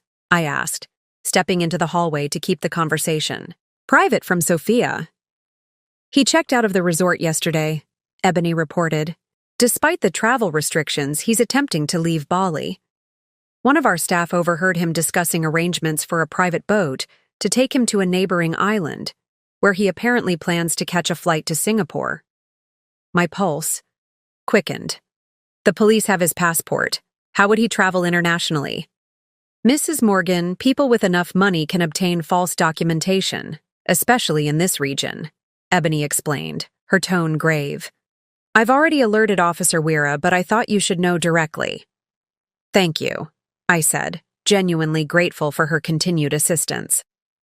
"Where is Paula? Is she leaving with him?" There was a pause on the line before Ebony replied. "That's the other reason I'm calling. Ms. Bennett left 3 days ago, alone. There was an argument, loud enough that security was called to their villa. She departed the following morning. This was unexpected. I had imagined Charles and Paula as a united front, conspirators in their shared betrayal. The thought of discord between them opened new questions. "Did you hear what the argument was about?" I asked. "Not specifically," Ebony admitted. But afterward, Mr. Morgan made several calls, including one where he clearly said, "She knows too much. We need to contain this." He seemed desperate. After thanking Ebony for the information, I immediately called Officer Wira, who confirmed they were aware of Charles's attempted escape plan and had increased surveillance on him. "We have officers monitoring all marinas and private docks," he assured me. "He will not leave Bali undetected." Next, I contacted Bobby Fraser to update him on this development. His response was measured but concerned. "This suggests Charles is panicking," he observed, "which means he might make more mistakes, but it also means he could become more dangerous, destroying evidence, moving remaining assets, or attempting to shape public perception before charges are formally filed." "What should I do?" I asked. "Continue documenting everything," Bobby advised. "And Elizabeth, be prepared for Charles to reach out directly. If he's truly desperate, he may try to manipulate you into helping him." As if summoned by Bobby's warning, a text from Charles arrived that evening while I was reading Sophia a bedtime story. I ignored it until she had fallen asleep, her unicorn clutched tightly against her side. Once in the hallway, I opened the B message. "Elizabeth, things have gotten out of hand. This has all been a massive misunderstanding. Paula has betrayed me just like I betrayed you. I made a terrible mistake. Please call me. For Sophia's sake, if not for mine." The transparent attempt at manipulation was almost laughable. After stealing our daughter's medical fund, abandoning her during critical surgery, and attempting to flee justice, Charles was now playing the victim and invoking Sophia's name to elicit sympathy. I didn't respond. The next morning brought another, unexpected development. Michael called while I was helping Sophia with her breathing exercises. The Indonesian authorities have located Paula Bennett, he reported. She didn't leave the country after all. She's checked into a small hotel on the other side of the island under her maiden name, Lee. Have they questioned her? I asked. Yes, and this is where it gets interesting, Michael continued. She's offered to provide evidence against Charles in exchange for immunity from prosecution. According to my contact, she claims she didn't know the full extent of Charles's financial fraud until recently. Do you believe her? I asked skeptically. It doesn't matter what I believe, Michael replied pragmatically. What matters is that she has access to information and evidence that could strengthen the case against Charles. The prosecutor is considering her offer. Later that afternoon, while Sophia napped, I received an email from an address I didn't recognize. Paula.emailprovider.com. The subject line read simply, "The truth about Charles." My finger hovered over the delete button, tempted to dismiss anything Paula might have to say as self-serving lies. But curiosity won out. I opened the email. "Elizabeth," it began, "you have every reason to hate me and no reason to trust anything I say. But there are things about Charles you need to know, not for my sake, but for Sophia's protection." The email continued, explaining that Paula had indeed been involved with Charles for nearly a year, believing his stories about an unhappy marriage to a wife obsessed with their daughter's illness to the exclusion of their relationship. According to Paula, Charles had told her the medical fund was mostly insurance money that was being wasted on experimental treatments instead of giving Sophia a normal life. I believed him, Paula wrote, until I saw the notebook where he calculated exactly how much he could take from Sophia's fund without you noticing. Until I found documentation about other families he's manipulated over the years. Elizabeth, Charles has done this before. You and Sophia aren't his first victims. My breath caught in my throat. Other families? The implication was staggering. I read on, my hands shaking. Before he met you, Charles was briefly married to a woman named Carla Winters. She had a son from a previous relationship who developed leukemia. Charles convinced her to create a medical fund, then disappeared with the money when the boy's condition worsened. He changed his name from Charles Miller to Charles Morgan and moved to a different state, where he eventually met you. Paula explained that she had discovered this information accidentally while helping Charles organize some old financial documents.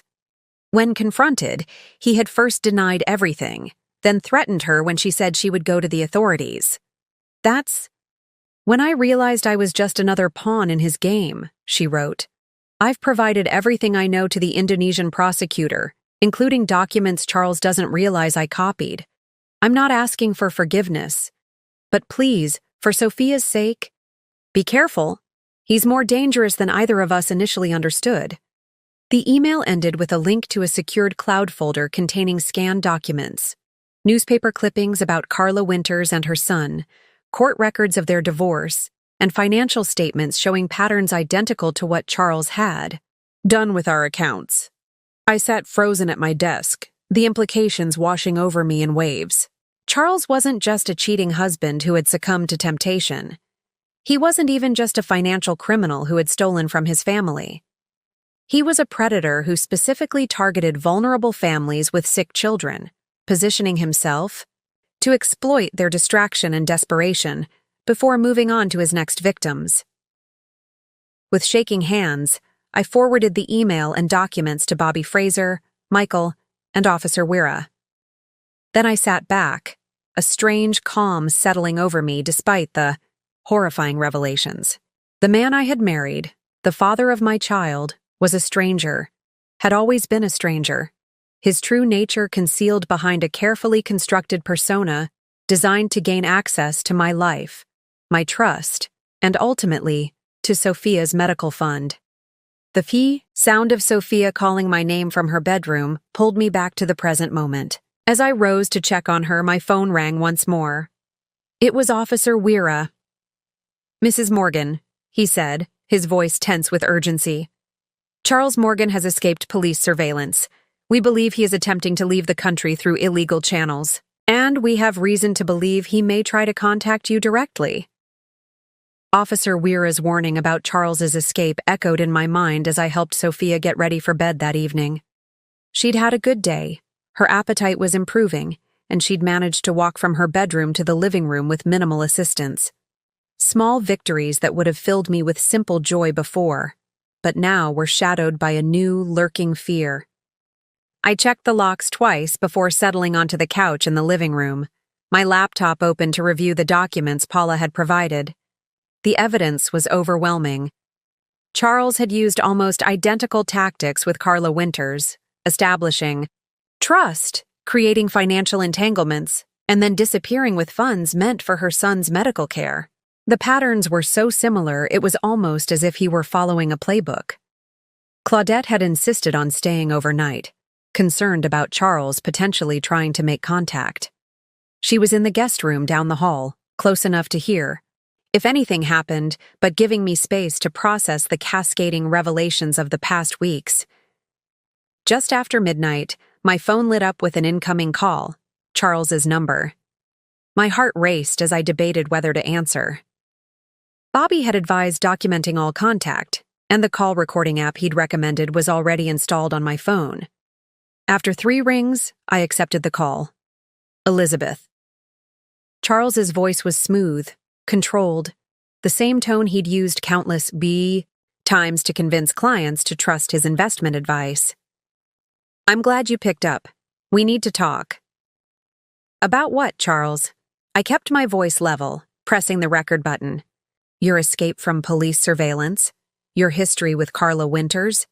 Or perhaps the fact that you stole our daughter's medical fund while she was fighting for her life?" There was a brief pause before he responded, his tone shifting to one of wounded innocence. "You've been talking to Paula. You can't believe anything she says. She's trying to save herself by throwing me under the bus." "The court records about your previous marriage aren't lies, Charles. Neither are the bank transfers from Sophia's account." "Elizabeth, please." His voice softened, taking on the persuasive tone I'd once found so comforting. "This has all spiraled, out of control. I made some terrible mistakes, but I never meant to hurt Sophia. You know how much I love her. Do I?" The calm in my voice surprised me. Because the Charles Morgan I thought I knew wouldn't have abandoned his daughter during heart surgery. He wouldn't have stolen money meant for her care. "I can explain everything," he insisted. "The money, it wasn't stolen. I was investing it, trying to grow it for Sophia's future treatments. Things just got complicated with Paula. She manipulated me, made me believe we could have a different life. But my eyes are open now. I want to come home, to make things right." The audacity of his lies might have been laughable if they weren't so calculated. I could almost picture him rehearsing this conversation, fine-tuning his excuses to hit the perfect notes of contrition and victimhood. "Where are you, Charles?" I asked, pretending to soften. "I can't say exactly," he hedged. "There's been a misunderstanding with the local authorities, but I'm working to resolve it so I can come back to you and Sophia." "And the money?" I pressed. "The $250,000 you took from Sophia's medical fund and our savings?" "It's safe," he assured me quickly. "Most of it, anyway. The property deal in Bali fell through. That's why Paula left. She was just after the money. But I can recover it, Elizabeth. I can make everything right again." "How would that work exactly?" I asked, maintaining the pretense of consideration while silently motioning to Claudette, who had appeared in the doorway. She nodded and slipped away, phone in hand, calling Michael as we had planned if Charles made contact. "I need a small favor first," Charles said, his voice dropping to a conspiratorial whisper. "My current situation is complicated. I need access to the emergency credit card in my desk drawer. If you could read me the number, I can arrange transportation back to the States." Once I'm home, we can sort everything out properly. The emergency credit card, a high-limit card Charles had insisted we keep for medical crises. I had found it while searching his office, along with documentation showing he had recently increased its limit to $50,000. Another resource he had planned to exploit. "You want me to help you flee from criminal charges?" I clarified, letting my tone harden slightly. "These aren't real charges, Elizabeth," he insisted, desperation creeping into his voice. "It's all a misunderstanding that's been blown out of proportion. Paula has been feeding lies to the authorities. I'm the victim here." Like Carla Winters was the victim? Like her son with leukemia was the victim? His silence spoke volumes. "How many others were there, Charles?" I asked quietly. "How many families have you targeted? How many sick children have you exploited?" "You don't understand," he began, but I cut him off. "I understand perfectly. You select your victims carefully. Families with critically ill children, mothers too distracted by medical crises to notice financial irregularities. You establish trust, create dependency, then strip them of resources, before disappearing to start the cycle again. The only difference this time is that you got caught. Elizabeth, be reasonable," he pleaded, abandoning the victim narrative for a more urgent approach. "If you help me now, I can make sure you and Sophia are taken care of. If you don't, well, think about what happens to Sophia's ongoing care without my income, without my insurance coverage." The threat was thinly veiled but unmistakable. Help, him escape, or watch our daughter suffer the consequences. It was his final, desperate attempt at manipulation, and it failed completely. "Goodbye, Charles," I said calmly. "The authorities already know about this call. They're tracing your location as we speak." I ended the call and sat motionless, letting the recording save properly before sending it to Bobby, Michael, and Officer Weira. Charles's desperate attempt to manipulate me into helping him had only provided more evidence of his guilt and his willingness to use Sophia as leverage. Claudette returned to the living room, her expression grim. "Michael says they've narrowed down his location to the southern part of the island. The police are closing in." I nodded, a strange sense of calm settling over me. Charles had shown his true face at last, stripped of the charm and reasonableness that had once blinded me to his true nature. His call hadn't been an attempt at reconciliation. It had been a last-ditch effort to exploit what he believed was my remaining vulnerability to his manipulation. He had miscalculated badly. Charles's phone call had clarified something important. This battle was far from over. While he might soon face legal consequences for his actions, I needed to prepare for the long-term protection of Sophia and our future. The next morning, I called Bobby Fraser to develop a comprehensive strategy. "His call last night gives us additional leverage," Bobby explained as we video-conferenced. "The recorded threats regarding Sophia's medical care demonstrate his willingness to use her well-being as a manipulation tactic. That strengthens our case for full custody with no visitation rights." "What about financial recovery?" I asked. "Sophia's medical expenses won't wait for legal proceedings to conclude." "I've been working on that," Bobby assured me. "The emergency freeze on Charles's domestic accounts has been approved. We're also filing for emergency spousal and child support based on his documented income before he fled." Bobby shared his screen, showing a detailed timeline of legal filings and expected outcomes. "The hospital's assistance program has approved your application for immediate help with Sophia's current expenses. Michael's contact at the FBI has also expressed interest in Charles's case, given the interstate and international nature of his financial crimes."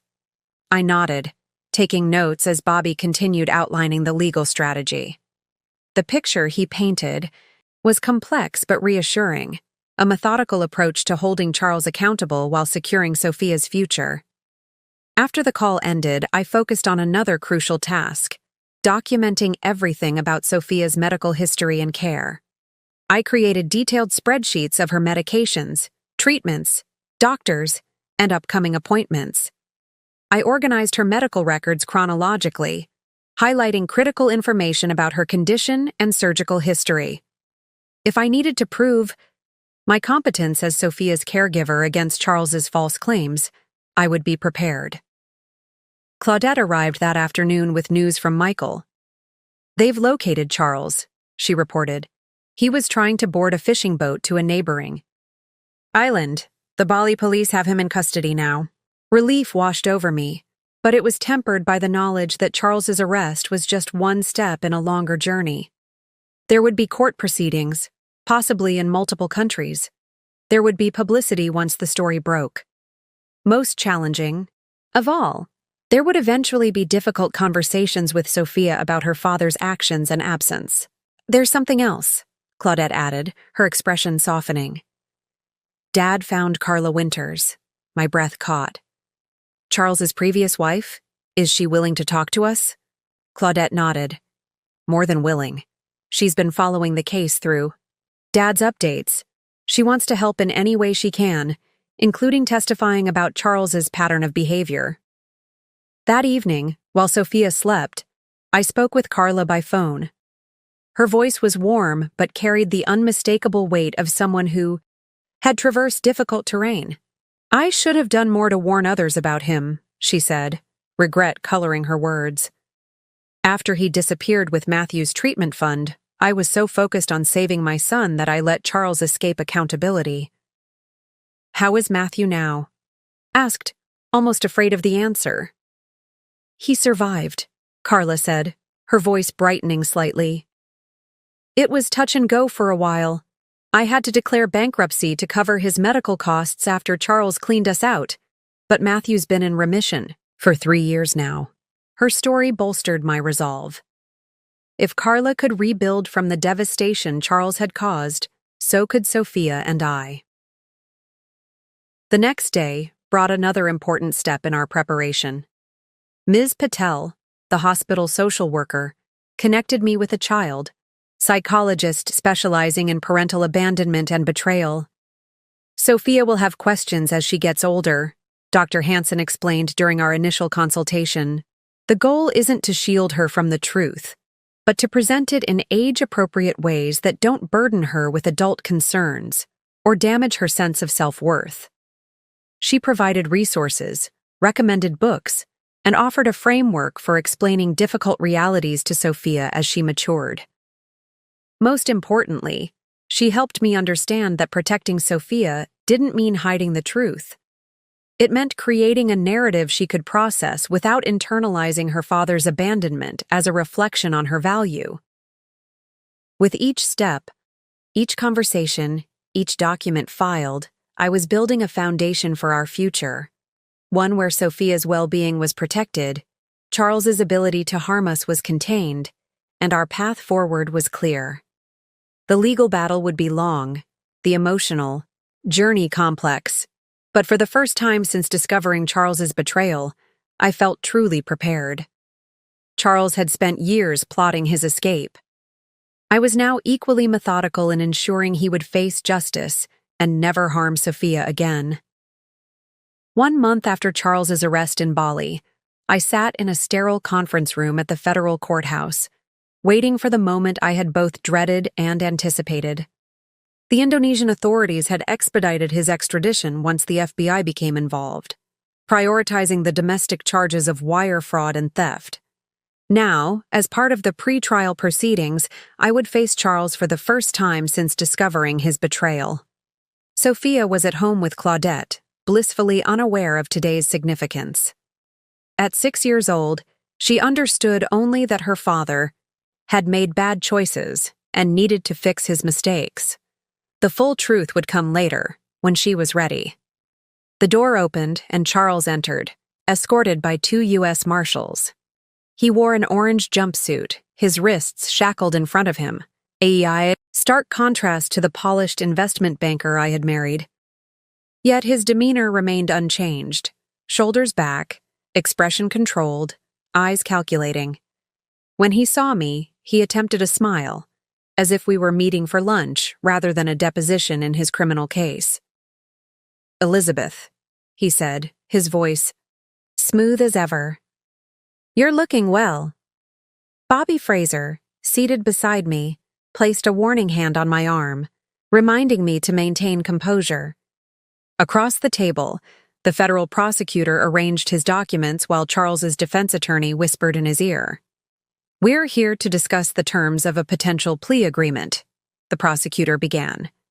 "Mr. Morgan has expressed interest in cooperating in exchange for consideration during sentencing." Charles leaned forward. "Elizabeth, this doesn't have to be so adversarial. I've made mistakes, but we can resolve this reasonably, for Sophia's sake." His invocation of our daughter's name ignited something inside me. "Don't you dare use her name," I said, my voice quiet but firm. "Not after what you've done." "What I've done was desperate, not malicious," he countered, slipping into his well-practiced role of misunderstood victim. "If you'd been more attentive to our marriage instead of obsessing over Sophia's every sniffle—" "Your Honor," Bobby interrupted, addressing the judge observing the proceedings, "Mr. Morgan is attempting to badger and blame the victim of his crimes." The judge nodded. "Mr. Morgan, you'll refrain from such comments or this deposition will end immediately."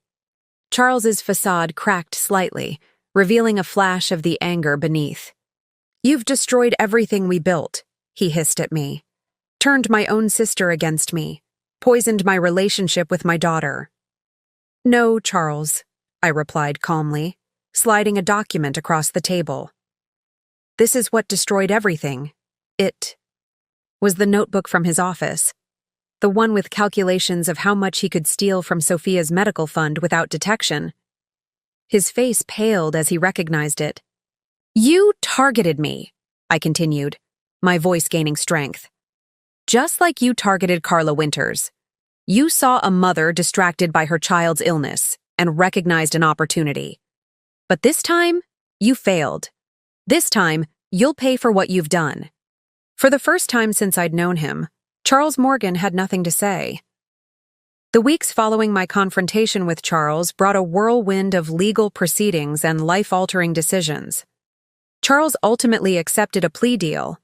15 years in federal prison for wire fraud, financial exploitation of a vulnerable individual, and crossing state lines to avoid prosecution for similar crimes against Carla Winters. The sentence wasn't just punishment for what he'd done to us, it acknowledged his pattern of predatory behavior. The financial settlements came next. The court ordered full restitution of Sophia's medical fund, plus additional damages. The Indonesian government released the money Charles had used for the Bali property purchase. Most surprisingly, Paula Bennett, seeking to distance herself from Charles's crimes, voluntarily surrendered the gifts and money he had lavished on her during their relationship. "It won't recover everything," Bobby explained as we reviewed the settlement documents. "But with the restitution and the insurance policy that's been reassigned to Sophia as the rightful beneficiary, her medical care is secure for the foreseeable future." The divorce was finalized quickly, granted on grounds of abandonment and financial misconduct. I was awarded full custody of Sophia with no visitation rights for Charles, a decision he didn't contest, perhaps finally recognizing the battle was lost. Most importantly, Sophia continued to heal, both physically and emotionally. Her cardiologist reported that the valve replacement was functioning well, her energy improving weekly. The child psychologist noted that while she sometimes expressed confusion about her father's absence, she wasn't showing signs of blaming herself, the most common and damaging reaction in children whose parents abandon them. News of Charles's arrest and conviction spread through our community. Some reactions surprised me. Friends who seemed embarrassed to make contact, as if Charles's criminality might somehow be contagious. Others stepped forward with unexpected support, from casseroles delivered to our door to offers of childcare when I needed to attend legal proceedings. Carla Winters and I developed a strange but comforting friendship, united by our shared experience of Charles's betrayal. Her son Matthew, now 9 and thriving in remission, became a source of hope for Sophia's future. tangible proof that recovery from both medical crises and parental abandonment was possible. The hardest part, Carla confided, during one of our long phone conversations, is accepting that the person you loved never actually existed. The Charles you married, the Charles I married. They were carefully crafted personas designed to gain our trust. Her words resonated deeply. The man I had built a life with, had a child with, had trusted with our most vulnerable moments, had been a fiction, a mask worn by a predator skilled at identifying and exploiting vulnerability. The most profound immediate consequence wasn't the legal victory or financial recovery. It was this difficult recognition that sometimes healing begins not by repairing what was broken, but by acknowledging that what you thought you had was never real at all. 1 year after Charles's sentencing, life had settled into a new normal.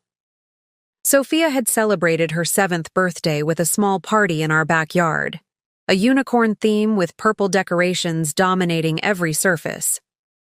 Her medical progress continued to impress her doctors, though we maintained vigilant monitoring of her heart function.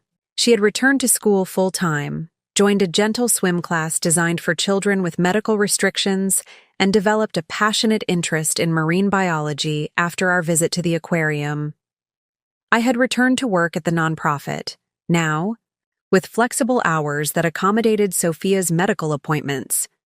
My colleagues had welcomed me back with sensitivity and support, creating a workspace where I could rebuild my professional identity while prioritizing my role as Sophia's mother. The financial aftermath of Charles's crimes had stabilized. With the restitution payments, insurance settlements, and careful budgeting, Sophia's medical needs were secured. We had downsized to a smaller house closer to her school and doctors, a fresh start and a space untainted by Charles's deception. Thought's emotional landscape was more complex.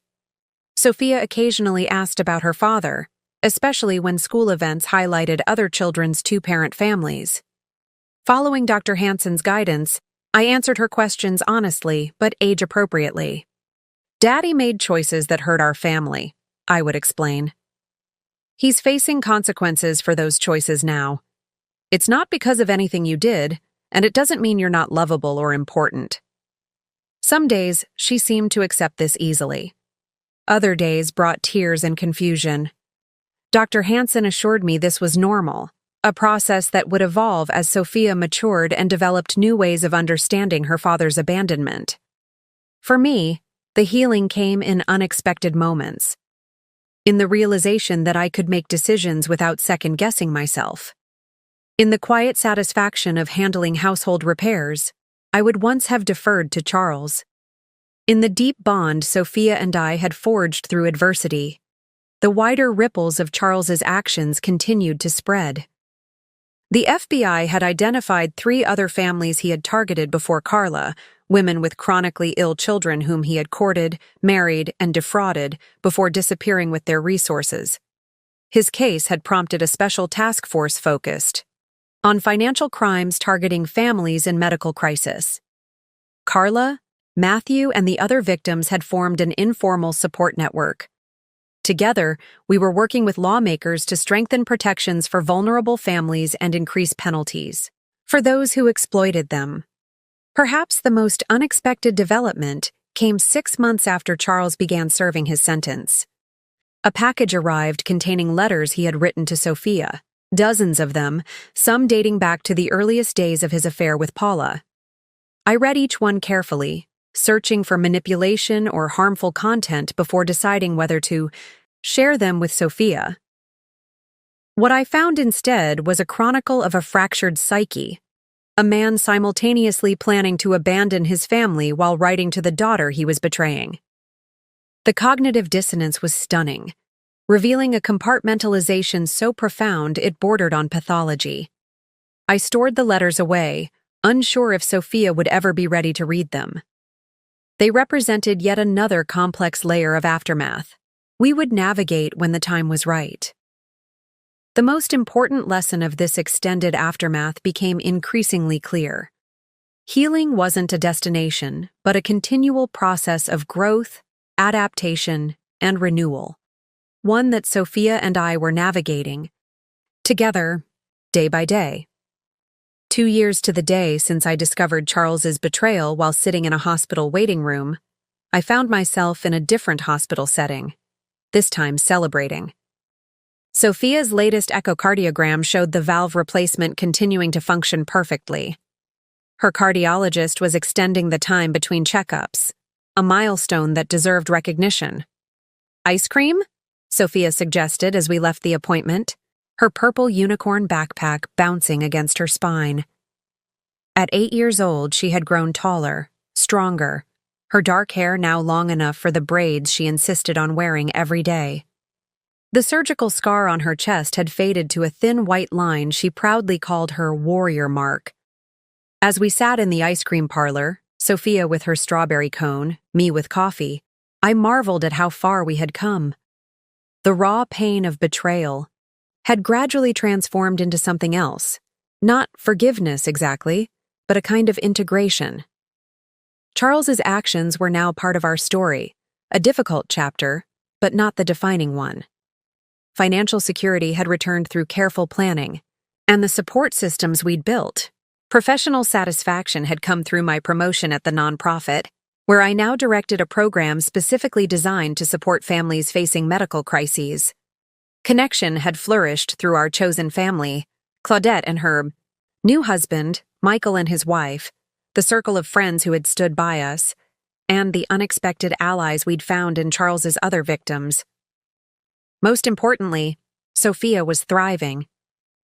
Her resilience continued to humble and inspire me. Last month, when a classmate had made an unkind comment about her not having a dad, Sophia had responded with startling wisdom. "Some people don't get good dads, but I got the best mom, so I'm actually really lucky." The question of Charles himself had settled into a manageable space in our lives. He remained in prison, his appeals denied. Sophia had decided, with the help of her therapist, that she wasn't ready to read his letters or visit him, decisions I supported while leaving the door open for her to change her mind as she matured. As we finished our ice cream, Sophia looked up at me with her father's eyes, but an expression entirely her own. Thoughtful, determined, unquestionably herself. "Mom," she said, suddenly serious, "remember when I was really sick and Dad wasn't there?" I nodded, my chest tightening at the memory. "I was scared then," she continued. "But I'm not scared anymore." "No?" I asked. She shook her head decisively. "Nope, because now I know that even when really hard things happen, we figure it out. That's what you taught me." Her words struck me with unexpected force. Amid all the pain, the betrayal, the struggle to rebuild, this was what had emerged. A child who had learned not that the world was dangerous and people untrustworthy, but that difficulties could be overcome with courage and connection. The life Charles and I had built together had been constructed on illusion, but what had risen from its ruins was solid, authentic, and wholly ours. Our story hadn't ended with betrayal at a hospital bedside. That had been merely the beginning of a different journey, one that had led us here, to this moment of simple joy over ice cream and good medical news. As we walked to the car hand in hand, I reflected that the greatest victory wasn't the legal, justice, financial recovery, or even personal healing, though all were significant. The true triumph was this, that Charles's actions, intended to destroy us, had instead revealed a strength within us that might otherwise have remained undiscovered. That strength would carry us forward, through whatever challenges Sophia's health might present in the future, through the complexities of growing up with an absent father, through all the ordinary and extraordinary moments that awaited us. We had not merely survived, we had transformed, and in that transformation lay our most profound resolution. Up next, you've got 2 more standout stories right on your screen. If this one hit the mark, you won't want to pass these up. Just click and check them out. And don't forget to subscribe and turn on the notification bell so you don't miss any upload from us.